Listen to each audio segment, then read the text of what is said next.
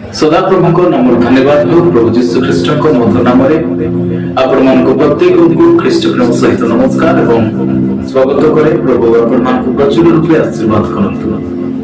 ईश्वर को वाक्य गोटे छोट प्रसंग मु आपण मान रखा चाहे। प्रसंगटी हूँ गोटे ख्रीस्टियान गोटे प्रकृत ख्रीस्टियान रो चिन्ह।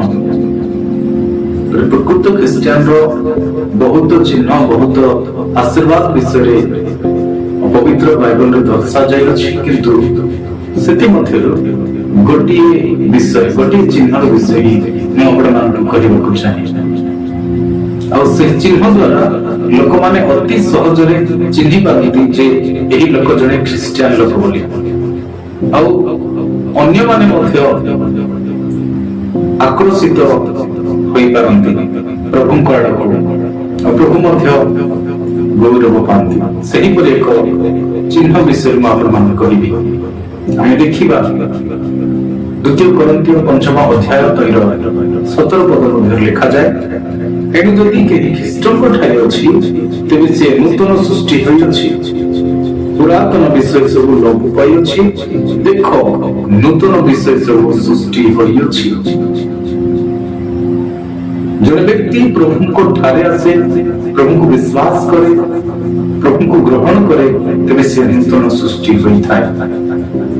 तार अतीत काल रे हेई पारे से गोटे मदुआ हेई थाई पारे, किबा गोटे व्यभिचारी हेई थाई पारे, किबा गोटे मिथ्यावादी, किबा गोटे चोर, गोटे पापरे परिपूर्ण गोटे पापर लिप्त होइथिबा व्यक्ति हेई थाई पारे। किंतु जेतेबेले प्रभु को निकट को आसे, प्रभु तार समस्त प्रकार मंदता को पाप को अपवित्रता को परिष्कार कर तार समस्त प्रकार पुरातन वस्त्र को पुरातन स्वभाव रूप वस्त्र को काढ़ी फपाड़ी प्रभु ताको नूतन स्वभाव रूप परिष्कार वस्त्र परिधान करिथांती। मोर प्रिय भाई भणी माने आमे केतेबेले जानि परिबा जने व्यक्ति प्रभु को पछरे जाउछि, जने व्यक्ति प्रभु को ठारे अछि बोली।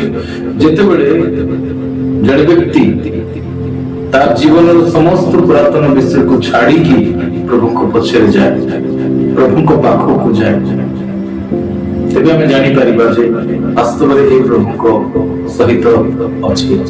कारण जने व्यक्ति को विषय में देखुछु, जने दरिद्र अंध व्यक्ति को विषय रे जेतेबेले से गोटे पथ पार्श्व बसिथिबा समय प्रभु से पथ दे जाउथिले, आ से जानिबा को पाइले जे यीशु एही पथ दे जाउछन्ती, आ से यीशु को डाको पकैले।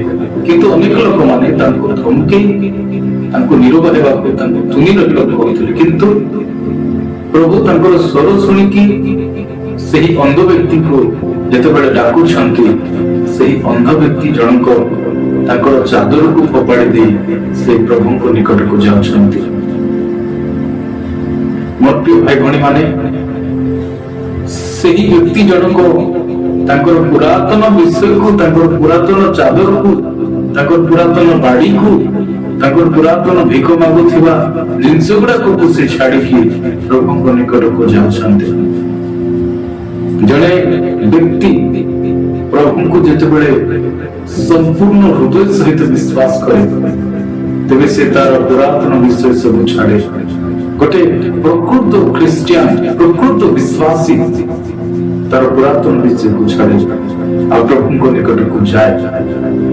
एवं जने व्यक्ति ख्रीष्टन को ठारे रहे, तेबे से नूतन सृष्टि होता है। गोटे प्रकृत ख्रीस्टियान रो चिन्ह आपण देखिबे, अनेक लोक चर्च जीवा समय नूतन स्वभाव देखाई थांती। चर्च रु फेरी गला परे पुनी थरे निशाद्रव्य, पुनी थरे जुआरे, पुनी थरे माटकोल झगड़ारे, पुनी थरे लोक मानकर चर्चा करिबारे, पुनी थरे अन्य मानकर निंदा करिबारे, पुनी थरे मिछ कथा कहि लोक मानकर ठकीबारे। मोर प्रिय भाई भणी माने आमे मंद स्वभाव को, पुरातन वस्त्र को नहीं, पुरातन स्वभाव को नहीं आमे सहभागिता करि परिबा, आमे गीत गाई परिबा, आमे प्रचार मध्य करि परिबा, आमे क्रिसमस पालन करि परिबा, ଆମର ଘରେ ପ୍ରଭୁଙ୍କ ଦାସ ମାନଙ୍କୁ ଅନ୍ୟ ବିଶ୍ୱାସୀ ମାନଙ୍କୁ ଡାକି ଆମେ ପ୍ରାର୍ଥନା ସଭା ମଧ୍ୟ କରିପାରିବା, କିନ୍ତୁ ଖ୍ରୀଷ୍ଟଙ୍କ ଠାରେ ଆମେ ରହିପାରିବା ନାହିଁ। କାରଣ ଲେଖାଯାଏ, ଏଣୁ ଯଦି କେହି ଖ୍ରୀଷ୍ଟଙ୍କ ଠାରେ ଅଛି ତେବେ ସେ ନୂତନ ସୃଷ୍ଟି ହେଉଛି। କାରଣ ଯୋଉ ପର୍ଯ୍ୟନ୍ତ ଜଣେ ବ୍ୟକ୍ତି ନୂତନ ହୋଇନାହିଁ ସେ ପର୍ଯ୍ୟନ୍ତ ସେ ଖ୍ରୀଷ୍ଟଙ୍କ ଠାରେ ନାହିଁ। ଆଜିର ଏହି ଛୋଟ ସମ୍ବାଦଟିକୁ ଶୁଣୁଥିବା ସମୟରେ ଆମେ ନିଜକୁ ଟିକେ ସମୀକ୍ଷା କରିକି ଦେଖିବା ମୋର ପ୍ରିୟ ଭାଇ ଭଉଣୀ ମାନେ। ଯଦି ଆମେ ପ୍ରଭୁଙ୍କୁ ଜାଣିକି ପ୍ରଭୁଙ୍କୁ ଗ୍ରହଣ କରିକି ମଧ୍ୟ ପୁରାତନ ସ୍ୱଭାବରେ ଆଚରଣ କରୁଛୁ ତେବେ କିଛି ଲାଭ ନାହିଁ ପ୍ରିୟ ମାନ। ଆସନ୍ତୁ ପ୍ରାର୍ଥନା କରିବା। ସର୍ବଶକ୍ତିମାନ ପ୍ରଭୁ ଧନ୍ୟବାଦ କରୁଛୁ, ମଙ୍ଗଳମୟ ରାଜା, ବାକ୍ୟ ଦ୍ୱାରା କଥା କହିଲ ଆମମାନଙ୍କର ଜୀବନର ବିଷୟ ଗୁଡାକ ପ୍ରଭୁ ଆମମାନଙ୍କୁ ଦେଖେଇଛ। ଅନେକ ସମୟରେ ପ୍ରଭୁ ଆମେ ଚର୍ଚ୍ଚ ଯିବା ସମୟରେ ହିଁ ପ୍ରଭୁ ନୂତନ ଦେଖାଯାଉ, କିନ୍ତୁ ଫେରିଲା ପରେ ପୁଣି ଥରେ ପ୍ରଭୁ ସେହି ପୁରାତନ ସ୍ୱଭାବରେ ଆଚରଣ କରୁ। ଦୟାକର ପ୍ରଭୁ ଏପରି ଜୀବନ କାଟୁଥିବା ସମସ୍ତଙ୍କର ଜୀବନର ପୁରାତନ ସ୍ୱଭାବ କାଢି ଫୋପାଡ଼ି ଦେଇ ନୂତନ ସ୍ୱଭାବ ରୂପ ବସ୍ତ୍ର ପରିଧାନ କରିବାକୁ ସାହାଯ୍ୟ କର। ପ୍ରାର୍ଥନା ଶୁଣୁଛ, ଧନ୍ୟବାଦ। ଯୀଶୁଙ୍କ ନାମରେ ଆମେନ୍।